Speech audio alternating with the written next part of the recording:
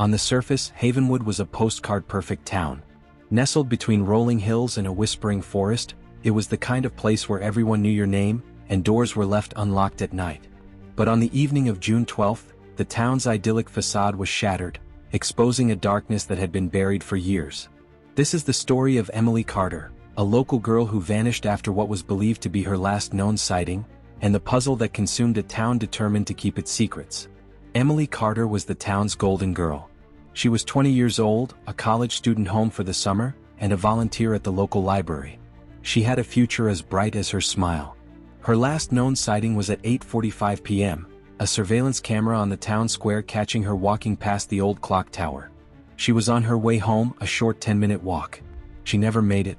Her parents called the police an hour later, a frantic worry in their voices. The lead detective on the case was Sergeant Ben Miller, a local man who had grown up in Havenwood. He knew everyone, from the grumpy old man at the hardware store to the friendly baker who always had a smile for you. He'd never handled a case like this. The town had no crime to speak of, just a few speeding tickets and a stolen garden gnome every now and then. But this was different. This was real. The initial search was a town-wide effort. Neighbors, friends, and family all combed the woods and searched the streets. But Emily was gone. There were no witnesses, no signs of a struggle, and no leads. The only thing they had was the footage from the town square, showing her walking calmly with no one following her. It was as if the ground had swallowed her whole. Ben Miller was at a dead end. His initial interviews with the townspeople were polite but unhelpful. They all said the same thing. Emily was a sweet girl, she had no enemies and no one saw anything. But Ben, being a local, knew there were layers to Havenwood that outsiders never saw. The silent nods, the quick glances, the things left unsaid. He knew this town held secrets. And he knew that one of those secrets was a clue. He decided to re-interview everyone, starting with the last known sighting. The camera footage showed Emily at the town square, walking towards her house. Her route would have taken her down a well-lit street, past several houses. Yet no one had seen her. This was the first inconsistency. Ben started to dig, not for evidence but for the truth that people were hiding. He talked to the town's mayor, a man named Robert Hayes, who dismissed the disappearance as a tragic accident. He talked to the local barber, a man known for his gossip, who suddenly became silent. He talked to Emily's best friend, a girl named Lily who seemed strangely calm. Every conversation was a brick wall. The town, once so open, had become a fortress of silence. The investigation was going nowhere, and the pressure was mounting. A reporter from a big city paper came to town, writing a series of sensational articles about the sleepy town with a dark secret. The people of Havenwood, fiercely proud of their reputation, started to turn on Ben. They accused him of stirring up trouble, of bringing unwanted attention to their quiet community. Ben, however, was undeterred. He went back to the clock tower camera footage. He watched it again and again, but the result was the same. Emily walking alone. No one following. Then, he noticed something in the background, something that had been edited out of the original police report. A small detail, almost invisible but now impossible to ignore. A reflection in the polished surface of the clock tower's base. It was a fleeting, blurry image of a car parked on a side street, where no cars should have been parked at that hour. He cross-referenced the parking permits for that street. There was only one car with a permit for that time. It belonged to the mayor's son, Adam Hayes. Ben drove straight to Adam Hayes' house.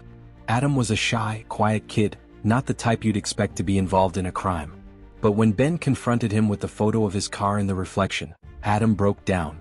He confessed, but not to what Ben expected. He said he was there that night because he was meeting with Emily. They had been secretly dating for months, a secret from both their parents because their families had a bitter feud going back years. On that night, Emily was meeting him to tell him she couldn't see him anymore. Her parents had discovered their secret. She was walking to meet him to say goodbye. But Emily never made it to the car. Adam was waiting, but she never showed. He saw her walk past the clock tower and disappear from view. He waited for 10 minutes, called her phone, and when there was no answer, he drove away in a panic, afraid of what his father would do if he found out. This changed everything. The last known sighting wasn't Emily walking home. It was Emily walking to her secret meeting. And the person who saw her last was a witness who was too scared to come forward. Ben, armed with this new information, started asking the right questions. He found out that Emily had a secret second phone, a burner phone she used to communicate with Adam. He had a warrant issued for the phone records. What he found shocked him. Emily's phone had not gone silent after she disappeared. It had continued to receive messages. From her parents. From her best friend Lily. From the mayor. The messages were simple: we know. Don't come back. The dark secret wasn't a murder. It was a conspiracy. Emily's parents found out about Adam, and in their rage they hatched a plan to scare her away, to send her to live with a relative out of state, to protect the family name. But Emily, frightened and confused, decided to run. She used her second phone to text Lily, telling her she was going to hitchhike out of town. Lily, who was also involved in the plan, panicked and told the mayor, Adam's father, who was furious that his son was involved in this scandal. The mayor, wanting to keep the town's reputation pristine, went to the local church leader, a respected figure in the community, and convinced him to help them get rid of Emily for good. They didn't kill her. They took her. They found her on the outskirts of town where she was trying to hitchhike.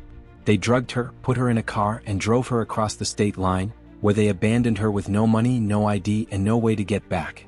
They sent her a final message from her own phone. If you come back, we'll tell everyone you were a runaway drug addict. The town's leaders, the people sworn to protect it, had conspired to exile an innocent girl to save their reputation. They had all gone along with the lie, protecting themselves at the cost of Emily's life. The last known sighting was not of a victim, but of a young woman being driven to the place where she would be left to vanish. The town's dark secret wasn't a single murder, but the silent, collective conspiracy of its most powerful citizens. This story is a powerful reminder that the most sinister acts aren't always loud and violent. Sometimes they are quiet, and they are carried out by the people we trust the most, all to protect a lie. If this story opened your eyes, please subscribe. Share it with someone who needs to be reminded that a beautiful surface can hide the ugliest secrets. And let's keep the conversation going, because some truths are worth fighting for, no matter the cost.